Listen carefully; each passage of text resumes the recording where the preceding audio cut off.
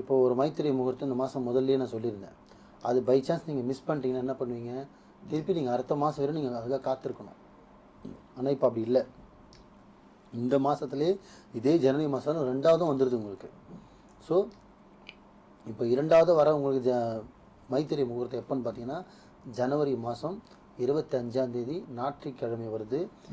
மத்தியானம் 12:15 ஆரம்பித்து 2 மணிக்கெல்லாம் முடிஞ்சிருது. அப்போ உங்கள் கையில் எவ்வளோ நேரம் காத்திருக்கு? 1.25 மணி நேரம், 1 hour 45 நிமிஷம் தான் கையில் இருக்குது.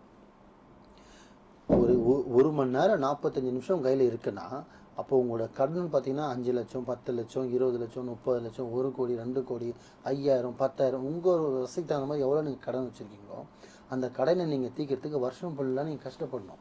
ஆமாவா இல்லையா? கஷ்டப்படணும்.